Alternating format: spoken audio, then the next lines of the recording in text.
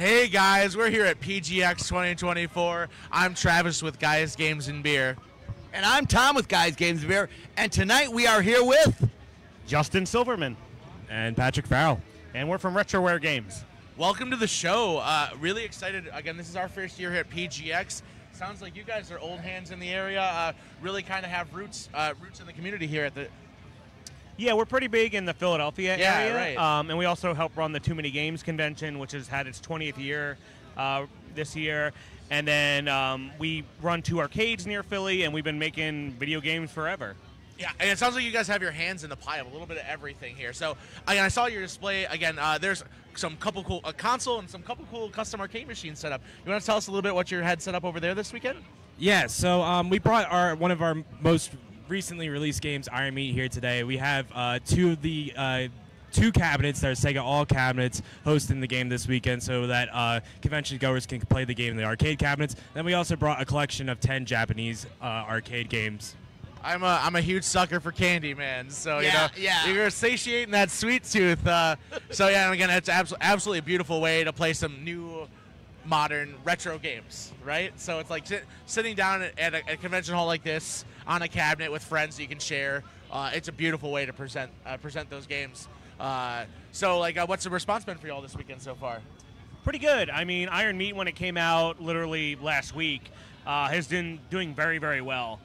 So this is the first event it's been since then. We completely sold out of physical copies online. We didn't even have any for the show. We're selling a lot of our other games and stuff, but response been really good. People really want to play these modern retro games, these things that play like Contra. But, how they played how you think you remember it, not how it was. Because if you play Contra 3 and then play this, you're going to be like, oh, I'd rather this makes more sense. Right, yeah. Because a lot of those games back in the day, they were a little clunky. It is what it is. And with this time, we've, kind of refined it. There's something you said for these, like, a new retro classics, right? That, again, people who grew up with them and, like, learned the intricacies of that genre of game, and really, obviously, we all do it as a labor of love. So it's like, again, obviously, it's something that's well polished, well refined, and something you can pick up and like they don't have to like do all the hard work of understanding. Oh, this is why this game was good. They pick it up, they play it, and they're like, oh, this feels fun to play. Right. I know this game, but it plays better than I remember it type deal. Yeah, we like saying retro experiences with modern conveniences. Hell yeah. So you get a lot of the stuff you need nowadays to play a game, and then, the right screen size, all that kind of stuff, the right frame rates, all that kind of stuff. We put out games for all systems. Iron Meat is on 8 different consoles and PC platforms, which is pretty a lot. Went out physical on Switch and PS5, and that's kind of where we're seeing the company going, making a lot of modern retro games. Like we have Toxic Crusaders coming up. I saw that looks amazing. 4-player Ninja Turtle style beat 'em up based on the IP from the '90s cartoon. We have the Transylvania Adventure of Simon Quest, which is a very what if Castlevania 2 was good. And our character's name is actually Simon, last name Quest, so it's kind of a parody / homage of that. And, we put a lot of the other games, like the AVGN games, and we have a few other titles coming out that we're going to announce soon. So, we're always up to something.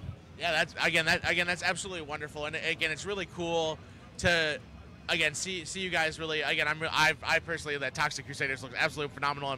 I'm definitely looking forward to getting that soon. So, you guys have your hands in a lot of pies. Again, I had no idea that you guys ran an arcade.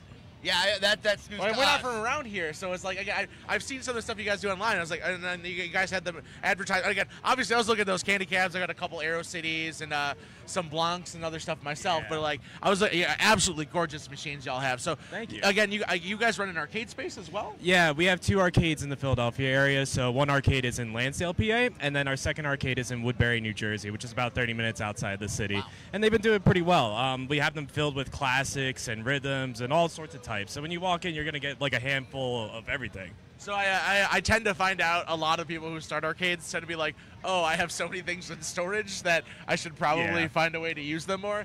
So I'm gonna guess that a lot of your machines are kind of expression of the stuff that you guys enjoy, collected over the years, like to share. Are there any specific? Again, I know you guys brought a lot of candy cabs here, and again, you talked about some rhythm games. Is there anything else that again at your arcades people might want to check out?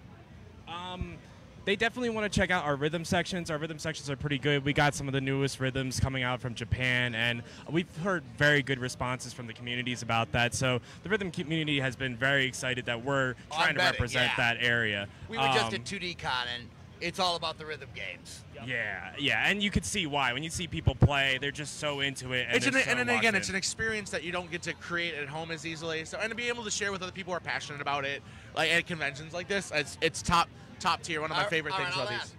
What's your favorite rhythm game that you've got right now? My favorite rhythm game is probably Waka. Hell yeah!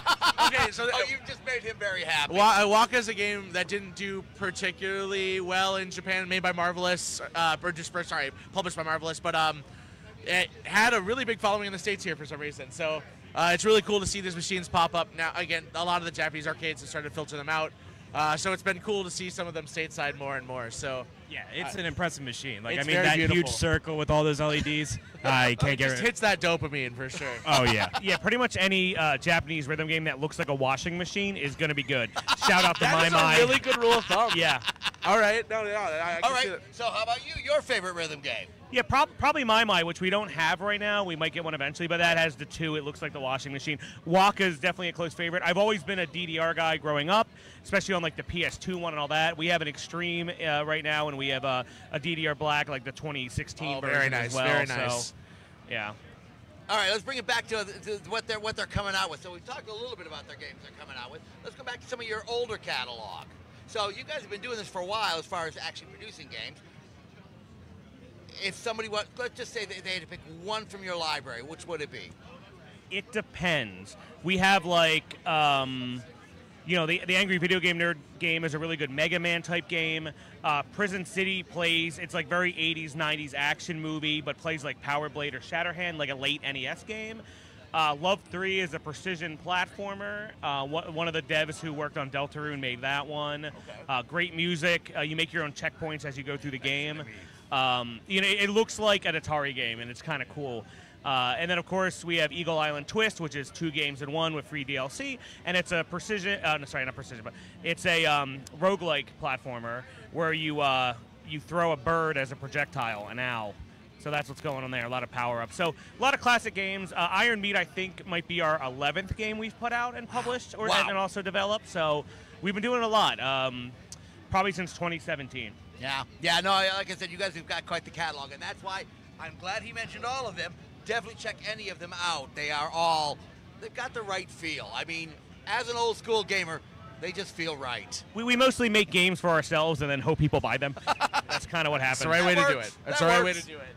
And it's, it's obviously, you pass the vibe check. There's no doubt about that. So. Yeah, and we love also, we're convention guys. I've been helping Too Many Games since 2013. I'm head of security and head of the arcade there. Pat does a lot of AV and stuff, concert stuff there as well. And by bringing arcade machine places, that also opens it up. Like, hey, we're going to bring our arcades and help you guys out with that. Oh, and do you have any booth space for our indies? And we kind of go hand in hand with that. So, and I think it goes like, oh, what do you guys do about making games? Well, we drag games. Like he's inside fixing the B+ voltage on a monitor all day. Like it's amazing. That was all weekend this weekend. Yeah, again, you get to that point where you're like, 70 to 80%, fixing stuff, and maybe 15 to 20% playing. We wouldn't know anything about that, Travis, grind. right? Yeah. We wouldn't know anything about that, Travis, would we? At all. Not at all. No. It's a lot of hobbyists making it work, It 100% is a labor of love, though, and again, telling by your booth and everything, you can tell there's the passion there, and it's really cool to see. Thank you. Coming out with some really really quality products. You had touched base again. Obviously, you guys go back really far with Too Many Games. How's that journey been like for y'all?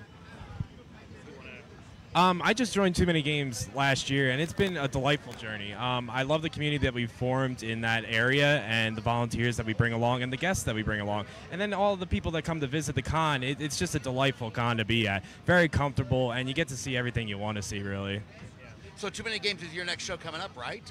No. Well, for the one that we run, yes, but we'll be at Syracuse Retro next weekend. Oh, okay. We're at all the PAXs generally.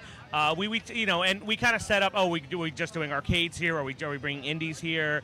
Do we have to fly across the country? We have trailers and trucks that will bring machines places. It kind of depends. We try and do 12 to 15 different shows a year. Wow. But Too Many Games is definitely the biggest we're involved in across the board. Again, seriously, it sounds like RetroWare's got their hands in, like, again, you bring machines, you guys make games, you have arcades, like, again, Wow. you're doing everything, you're checking all the boxes of, like, oh, wow, we're the one-stop shop of, like, it's really cool to see, and again, like, this is our first time kind of out east this way, and the community's been so welcoming and awesome. It's really been nice to, again, talk to people. Again, Too Many Games has been on our radar. Again, Midwest Gaming Class is kind of our stomping grounds, so it's been really cool to, again, meet other people from other communities, kind of network and talk about some cool new projects that people are fired up about. Yeah. So, Yeah, I definitely like to make it out to Midwest Gaming Classic. I heard very, very good things. We've been doing that for a while now. So yeah, we'll buy you a beer or two when you're out there. So if anybody is looking to check out your projects online, the long slew of them that Thank you got you. options to choose from, where can they find you online? You just have to go to retroware.com. Retro, WARE.com. Yeah, and again, it's got a little bit of everything, again, about the events you guys do, about the games they have on their site. They got old and new media content. You got content to watch for days. Yeah, everything's on YouTube as well. We do so- a lot of that stuff, collaborate with a lot of creators, so it's cool. Yeah, again, it's a rabbit hole I just recently started falling down, so definitely check it out if you get a chance. Pick up some sweet new indie games, you know, Yeah. if you get a chance. So, Anything else you guys want to shout out? All right, we're going to Yeah. take it out of here. Guys, we'll be doing a few more interviews here from PGX. All sorts of more stuff coming up on the show. We'll talk to y'all later. Thanks, guys. Bye. have a good evening, guys. See ya. Catch you soon.